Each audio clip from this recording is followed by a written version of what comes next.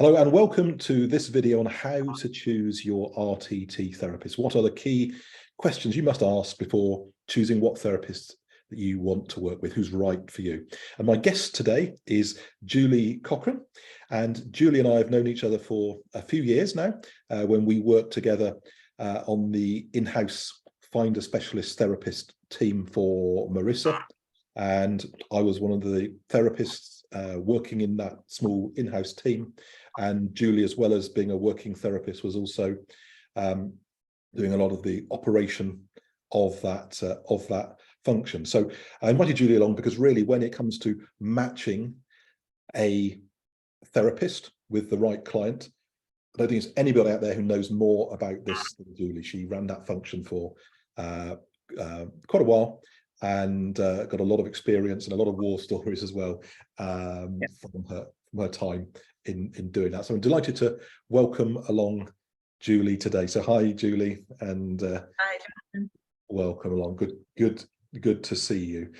So so you are now working full-time as a therapist, an RTT therapist, up there in Vancouver, but working with clients all over the world. Yes. Yeah. No, I have clients globally, which makes it great. And it also is exciting to get the experience of that, because just, the types of clients I get are really vast and interesting to work with, for sure. Great. And we'll talk a little bit more about that at the end, and maybe the things that you specialize in, and put your contact details out there. But as I said, what we're here to do today is really to go through that, to help people who are thinking of hiring an RTT therapist. What are the things they need to be thinking of? Because there's a lot of people out there, everybody doing something different. Obviously, everyone's been trained, so everyone is trained in a fantastic methodology and competent. But how do you find the person who's right for you? So I think when we were going through this beforehand, we came up with kind of 5 key things that people really need to think about when they make that selection of an RTT therapist, the kind of things they ought to look for, the kind of questions they want or they should be asking. And those 5 things, just to kind of headline those, and we'll go through them one by one. The first one of those is about the experience of the person, so finding somebody with the right experience for you. Secondly is the reputation of that person. How well regarded are they? How good are they? What do people say about them? Third thing, which is maybe a bit more intangible, but I know you're very passionate about this, Julie, incredibly important, is about the kind of the feeling. How does a therapist make you feel? The chemistry of the person you're going to work with. They could be a brilliant therapist, but if that chemistry isn't there, are they the person for you? So we'll talk about that. Fourth area is really the one of geography. We get asked a lot about, is working online as effective as in person? So we'll talk about the significance of geography, what you should think about when you're thinking of looking at someone close to me or somebody who's working primarily online. And then the final thing is around actually the service that they provide. RTT is a fantastic methodology. It covers lots and lots of things. But when you're working with very specific issues, maybe there are additional services that may be relevant around that. So, for example, if you're working with fertility or weight loss or all sorts of different things, RTT is phenomenally powerful for all of those things, but maybe there are other skills and experience and tools that people can bring to bear to get even better outcomes for their clients. So that's the key things we're going to go through. So if I could put you on the spot with some of these points then, Julie. So taking that from the top, in terms of, imagine I'm a client, a potential client out there. I've heard about RTT. I want to do some RTT. When you look at all those different profiles that might be out there, in terms of experience of the person and people you look at, what are the things that people really should be looking for in a potential therapist? Well, I think it's the same as working with any kind of therapy modality, right? You want someone who has experience in what you're dealing with. So, that time in the saddle, some of the, what we consider the easier things to kind of work with, like confidence and self-esteem. You could work with someone who, is maybe fairly new, or they've got a little bit of experience. But when you're dealing with things like childhood traumas and those deeper anxiety and depression and PTSD kind of issues, you really want to talk to the therapist you're going to be working with to make sure that they have some experience with that. Because you want to know that they can, deal with whatever it is you're bringing to the table. Yeah, and I think that's so important. I guess it's that. Do you think they need to have the lived experience of it, or just be experienced in working with it? Although maybe the two often go together. I think the two often do go together. I don't think you necessarily need to have the lived experience, although a lot of people, that is their niche, is what they have experienced. Maybe coming to the work first as a client, because they are dealing with something. But I think just time in the saddle too, just working with people and, working in that area and knowing the issues that come up and how to handle them. That part is really key. Yeah, and I think that's a great point, Julie, because I think that thing about, as Marissa talks about, you need to deal with what comes up. I think when you're working on those complicated areas, particularly areas of potential trauma, I think it's really important for the client to have somebody there who can deal with whatever will come up. They've either experienced it, or they can, they can cope with whatever comes up there. That's really Absolutely. Really, yeah. Okay. And I think a lot of people get confused about the kind of difference between practitioners and therapists, and is that something you got a perspective on that? Again, it's just it's time. It's your experience level. When we are trained in the RTT method, we come out of it initially as a practitioner, and then the more time you put in and the more experience and also the more training that you have, you can go on to become a trained hypnotherapist, and then a clinical hypnotherapist, and then from an RTT practitioner to an RTT therapist. So some of those subtleties don't mean a lot to people who are looking for someone to work with. But again, it just does indicate the level of training and the level of time that someone has and the experience that they have. Yeah. So just to put that in context for people, I know the titles can vary slightly between geographies, but basically there's certified hypnotherapists, clinical hypnotherapists as kind of the progression according to the hours we put in, and as the wider qualification, and there's RTT practitioner and RTT therapist, which again is based upon the number of hours of being put in. So, obviously on its own, there are plenty of very, very good practitioners. Just to clarify that a little further, it's not only hours put in, but it's also the oversight, that you are in training. So there are people overseeing as you take those progressions as well, to make sure you do qualify for those levels. Yeah. So they're great questions for people to be asking about what level are people at on their journey. So okay, that's great. That's really helpful. And again, obviously RTT can cater for many things, but should people be looking, what's your opinion on what people should be looking for? People with very specific specialisms, or do you think a well-qualified RTT therapist can turn their hand effectively to most areas?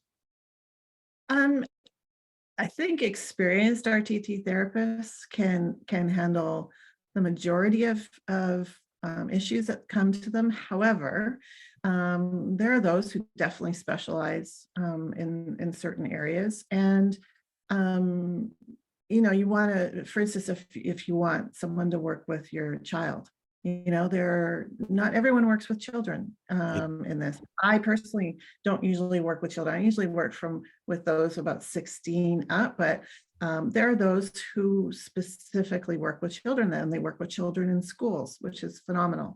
And those are the people you should seek out for that, for sure. There are other people, maybe sex and relationships, sexual issues. That might be a gender preference, right?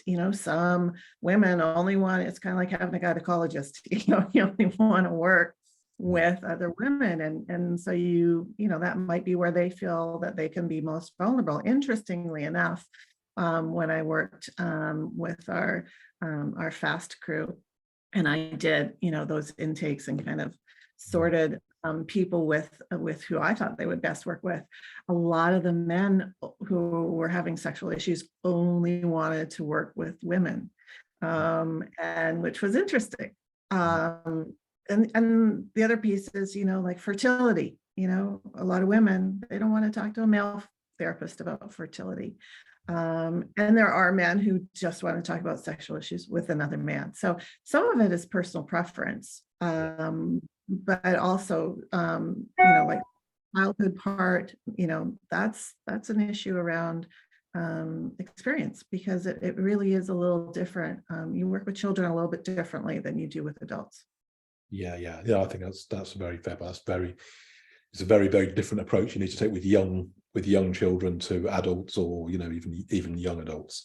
So that's very important. And I think there's a thing as well, isn't there, about I think most experienced people can turn their hand to a lot of things. There are some things that people will be uncomfortable with. I know, I have a specialism around physical issues, because that was kind of a lived experience for me. And early on, I'd seen some good results with people I work with around that. But I think a lot of people feel quite uncomfortable with that. So it's something about what people are comfortable with. But I'm a big believer as well that if people I think people generally have specialists because they're passionate about something. If somebody's passionate about that area, they're very knowledgeable, and I think I personally think that's an important thing for people to look for. If someone's got that real wide knowledge that they can bring to it, not just as an RTT practitioner, but also in that, I know a lot of us obviously bring in coaching as well, as complementary or supplementary to what we do with RTT, not just to give people the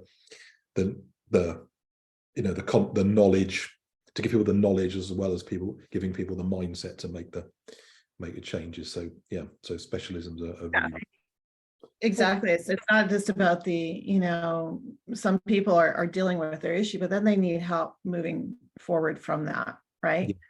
Yeah. So the two can go hand in hand wonderfully when you marry that an RTT session with then further coaching around it to take them to the next level. I really believe that there's that freeing people from their problems and their unhelpful beliefs, giving them the confidence to move forward. But sometimes people need to be shown the way as well. So that coaching can be really, that's a really powerful combination.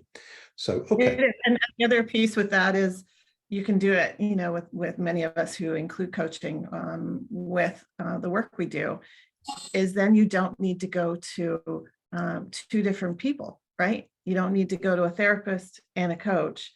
You're working with the same person, so you've got that continuity going on. Yeah, and also the thing is, I think once you've worked with somebody as a therapist, as an RTT therapist, then your therapist knows you pretty well. Very quickly you've got a very good understanding of how people think, and so you can, that's a really good position to move on to, to giving people the know-how to do the things, to put in place the changes they want to make. So okay, it's a great point, Julie. So we talked about a lot there about experience and specialisms within that. What about the whole area of reputation then, do you think? So obviously some people are going to get people through referrals, which I guess is always good when someone you know has had a good experience with somebody. But a lot of it is going to come from people Googling you, looking you up. So what's your thoughts around how do you judge somebody's reputation as a therapist when you've just found them on the internet? Yeah, I mean, that's important, because you want someone who can provide results, right? And RTT is no different than any other kind of therapy in that there's no guarantee, right? So there's that kind of work that you need to do with your client to help move them forward, but it's not like, there's a money back guarantee. So what you have to go by is, referrals and those Google reviews to know, like, can this person help me in this area? What do other people say?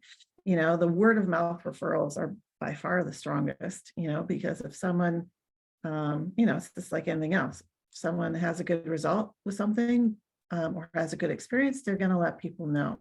And that's where I get a lot of my clients from is word of mouth. But something that I've kind of come late to the game with is Google reviews, and I'm just starting to add them now. Is people who are leaving reviews for the work that I've done with them, and that's powerful because it's like so much these days that's the first place people turn to, right? Is they're Googling something. That's how a lot of people find me.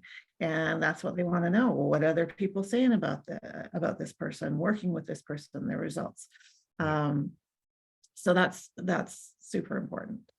Any way you can get those referrals, whether it's in-person referrals or, I've got those testimonials on my website, all those kinds of pieces, all those pieces of evidence that working with you gets someone a result. Yeah, no, absolutely. And as you say, Google is, if it's not a personal thing, Google is very much the go-to. And actually, again, Google, it's pretty sophisticated algorithm in the sense that, it's looking at lots of different data points about people in terms of how it ranks people. So actually, Google is pretty smart at that. It doesn't want to put you in front of people who are not good. It is knowing a lot about you, whether we like it or not. And it's ranking people who it thinks are credible in kind of all aspects of what they do, whether that's as in terms of their reviews, in terms of their marketing, in terms of their their reputation out there on the internet. So your level of authority on Google, that is that is a good indicator, but the reviews is key to that. And it's I think while people are used to leaving reviews, not everyone wants to leave reviews for therapists. Simply put, not everyone wants to. A lot of people don't want people to know that they've seen a therapist, particularly with profile. So actually, people who've got a good amount of reviews up there, getting good reviews, it means people are really, really happy. It's not, I bought something on eBay, 5-star, great experience. It's it really means that people are, are really seeing something significant there, that they're prepared to do that. So, okay. Exactly. Okay.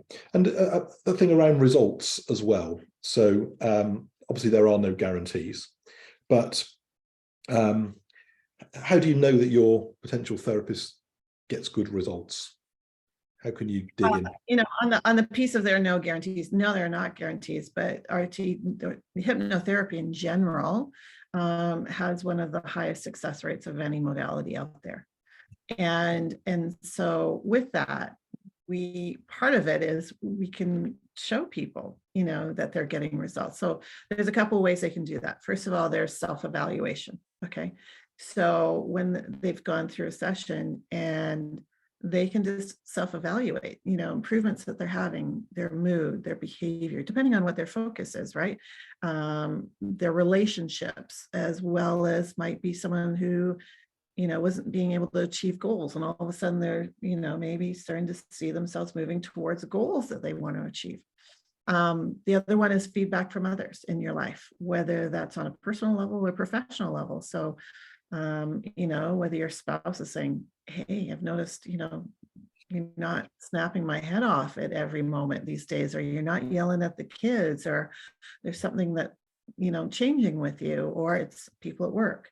Hey, you feel you're seeming more confident in what you're doing in your work, or I'm noticing that you're adding more input with the group. All those little things, depending on what it is your issue is, and what you want results with. The other ones can be objective measures. So if it is something physical, like I know you deal with a lot of people with physical pain and things like that, like well, what's their pain level at? What's their mobility at? If you're working with a phobia or something like that, that's pretty objective. Like, what is your ability now to confront the object or the situation that you were struggling with now. And then one of the biggest ones, when we work with people, whether we were working with the team we were working with or in our own private practices, is the follow-up with people. And a lot of times, there's usually 3 different ways that people will experience kind of those changes and shifts. Sometimes it's right after a session. They come out of a session and they'll go, oh man, like this is so different. Like I see it now, like I get the connection and all that. We call it the sunshine and rainbows effect. But then there's mostly it's the incremental. Right? They're going to see those small changes along the way. And that's not only because of the session itself, but also them listening to the recording that we provide, that bespoke recording that we ask people to listen to every day.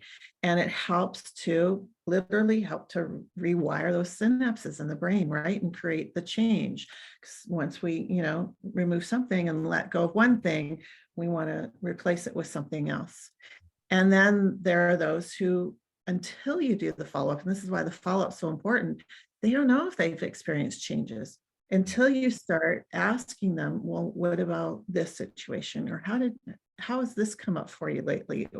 And they start to put connect the dots and like, oh yeah, I'm not doing that anymore.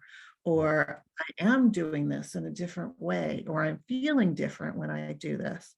And when they start to see that and start to see, oh yeah, actually I have been getting those little gains and those movements and those wins, that then it's like the light bulb goes on, right?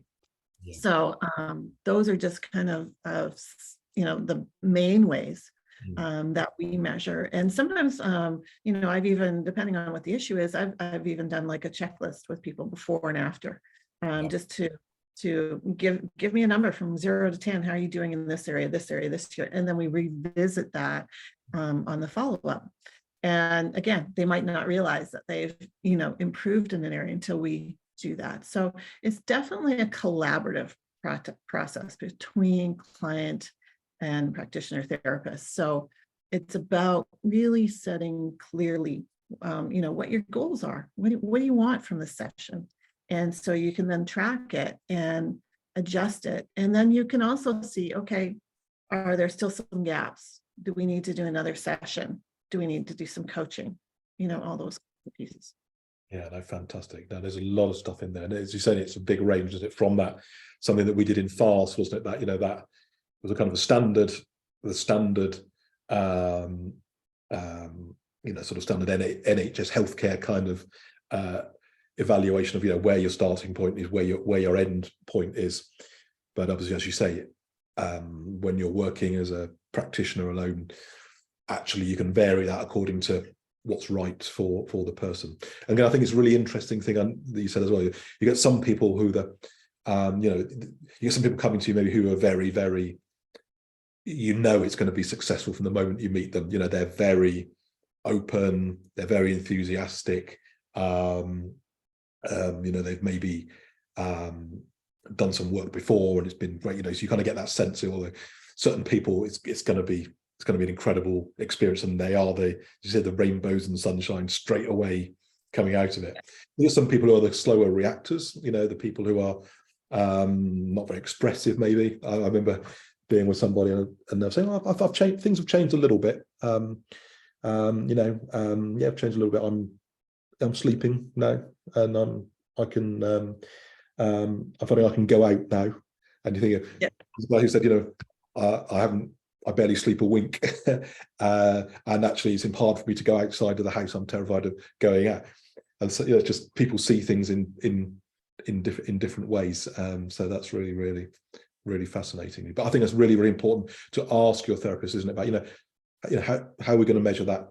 How are we going to measure that change? And the thing about how you go on the journey, I think that's so important as well, because I know, like you say, and it's not always easy to predict. Well, I say you get the people where you just know it's going to be amazing for them, but sometimes for people you think they might be more challenging, they also get that amazing, rainbow and sunshine thing straight away. But sometimes it does happen, in terms of the change. Often it's incremental. Quite often it can be that big shift. Often it is incremental, step by step. But sometimes as well, and I found this with physical conditions, sometimes things take longer to shift, or sometimes things can actually temporarily get worse before they get better. That doesn't happen very, very often, but that can happen. And again, that's a very important thing about the experience of the therapist as well. Although that doesn't happen very often, when that does happen, that actually, this experience and the support you're giving people, because if after a week, actually, they're finding maybe things get a little bit worse, and that can happen with physical conditions. It is things putting up a fight. These things that are trying to protect you, putting up that fight, isn't it? You need to be there to support and assure that person that actually, no, that's actually, that can happen, and actually it's okay, because it means change is happening, and it might be uncomfortable. It's not a bad thing. And so people do really need that reassurance and that support as we go through it. It's not like get them in the room and get them out. It's absolutely not that. So, well, like you said, especially during that, most often during that first week, if that's going to show up, and I explain to people, it can be almost like you're opening this portal, right? And all of a sudden your mind's gone, I don't know if we want to do this, right? So it puts up a fight, right? And it starts to put up some blocks, because it can bring up more stuff. Yeah. And that's when it is important that, you have, if you're not, seeing someone, over Zoom or something for a scheduled session soon after, at least be able to have contact through email, right? And if they're really struggling, any, therapist will get on a Zoom or something with them to go over it, because it can feel uncomfortable, because it's not familiar, and your mind is going to, sometimes do a little pushback thing. But it's also, I always find too, as far as the results piece is, when I do a follow-up, I always bring out their intake form that they filled out for me to begin with, because sometimes they've made these incremental changes and they don't even realize anymore where they started.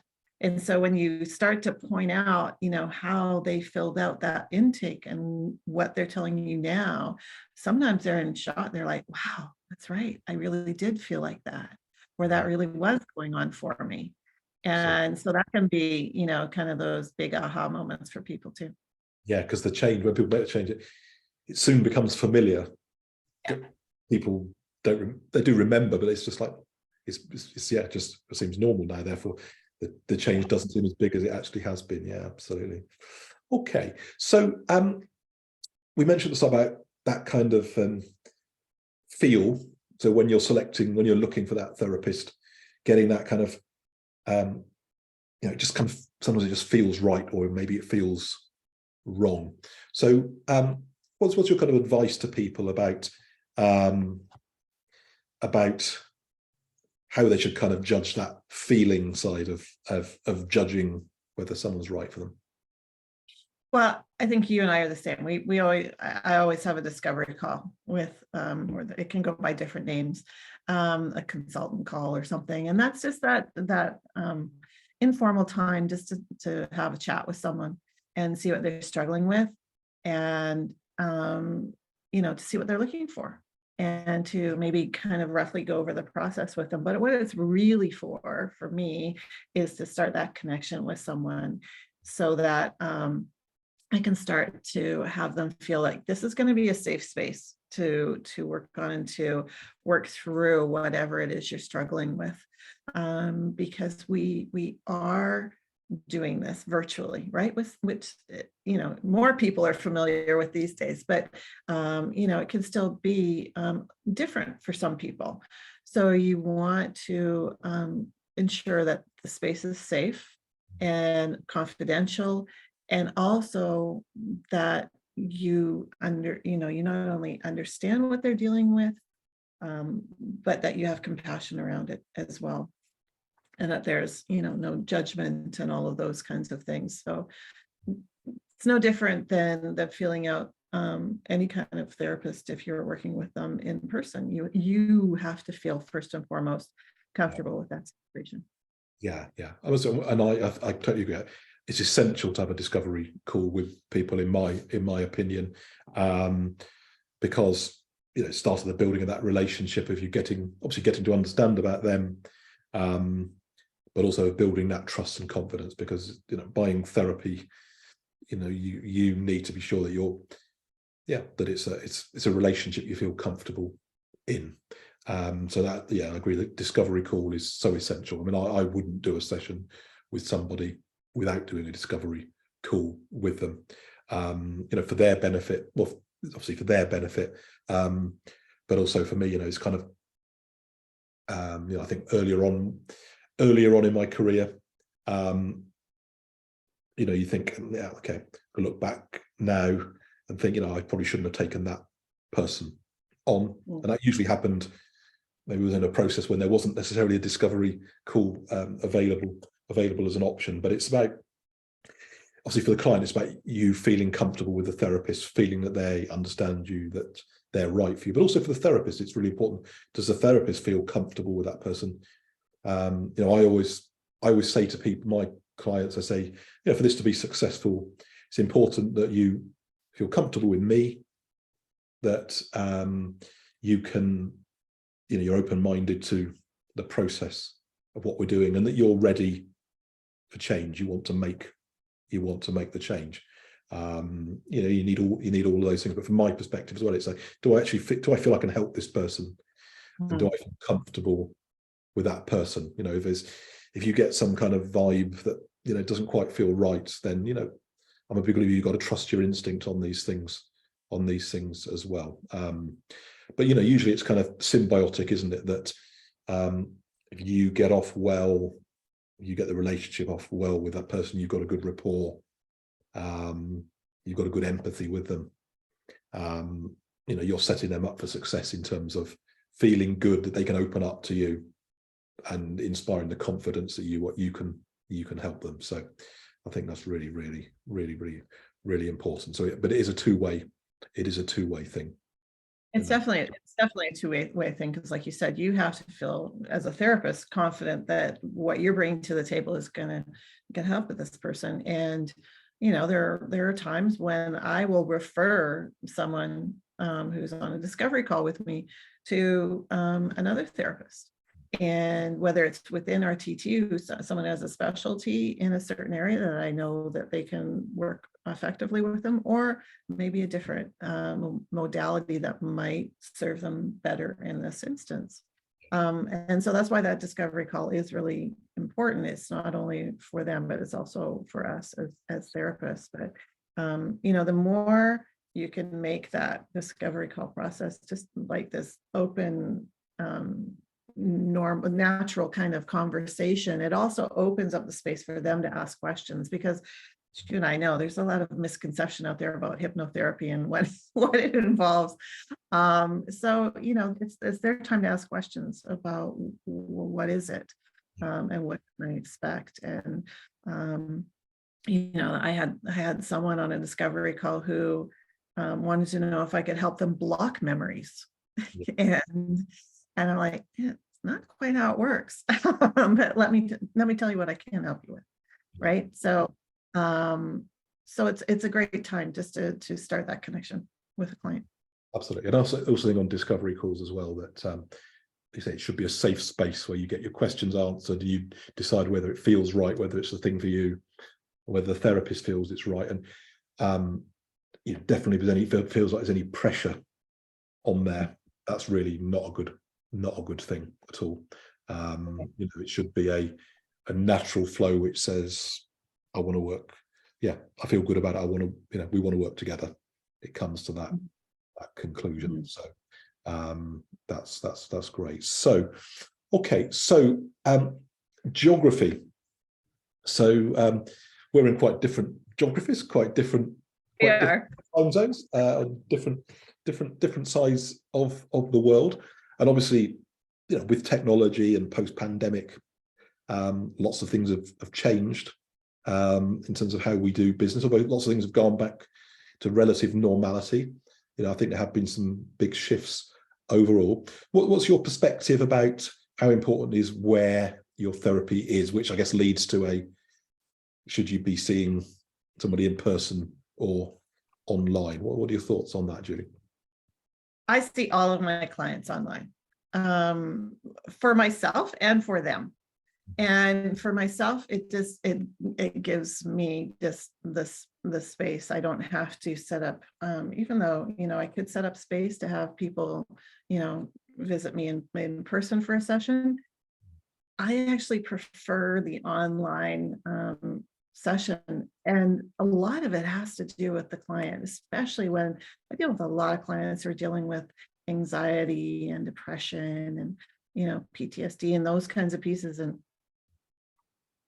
just for that person to take it upon themselves to go to some kind of clinic space or some kind of physical space, to go have a session, all of a sudden you're removing them from their safe space, right? I mean, think of someone dealing with social anxiety. I mean, that would just be, very triggering for them. So by doing it online, first of all, I always tell people, the main reason why we're doing it over Zoom instead of a phone call is because I need to see you for duty of care, right? But your eyes are going to be closed for almost the whole time. And we're just going to be in conversation while your eyes are closed. So, geography doesn't really matter in that instance. It's more about the safety that you feel. And especially, people are experiencing anxiety when they're in their own space. Right off the bat, you take that piece off the table. They feel safe, they feel secure. And I even remind them of that when we're in the session. The other piece about geography is if I'm dealing with someone who can, is in Europe and they can only work with, in after work hours. Well, great, that's my morning. Right.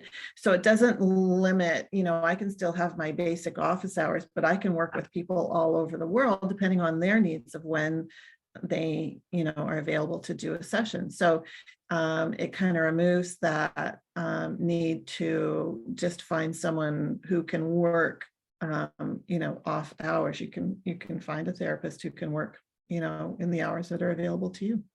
Yeah, no, I totally agree. So, but I do a little bit of work in person, but I do the vast majority of it online. And for me, I feel I get as good results online as I do in person. And I think, like you say, for a lot of people, actually, it's more comfortable as well as being more accessible. Being at home, particularly anxious, any kind of anxiety.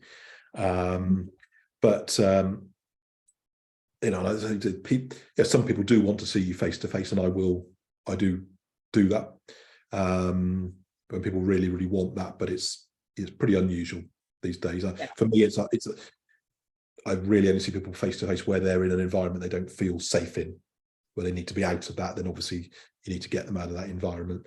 That is the different piece when someone can't have a session, and I will do it if they're local.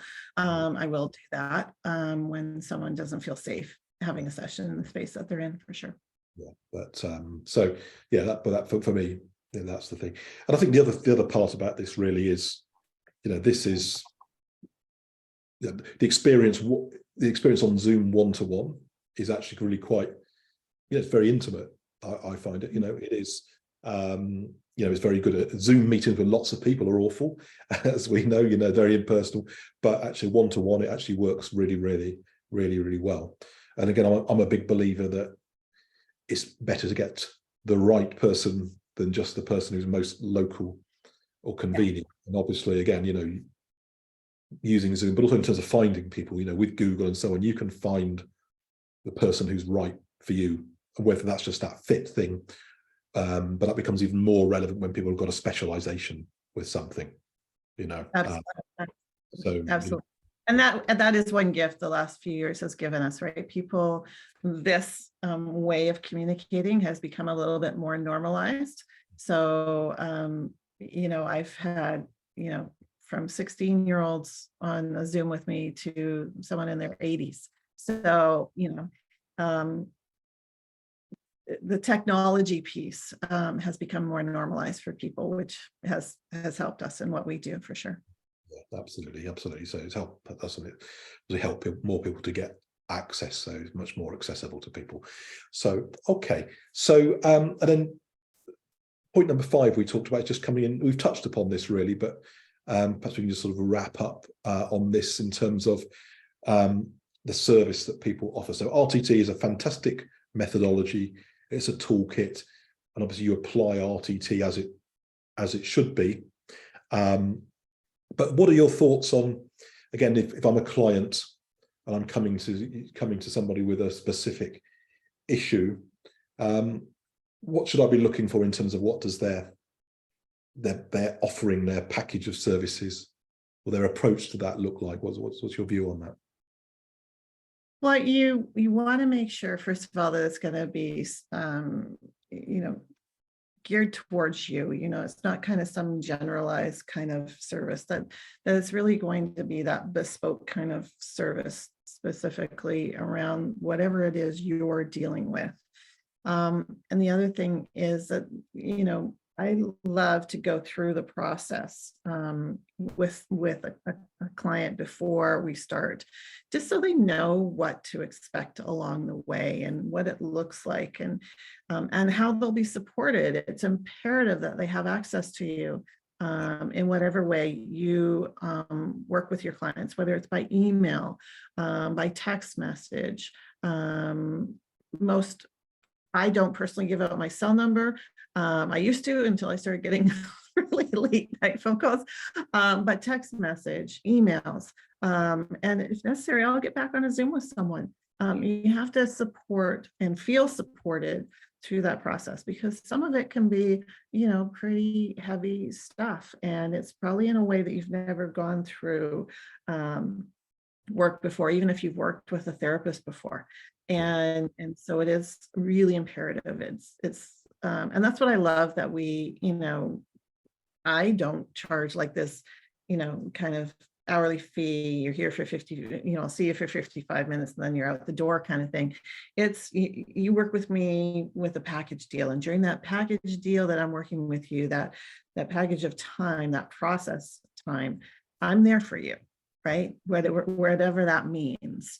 And so that can also put clients at ease, knowing that, okay, it's not just about having a session, then I got to wait 3 or 4 weeks before I can talk to you, but I'm really, struggling in the meantime. So that part is really important.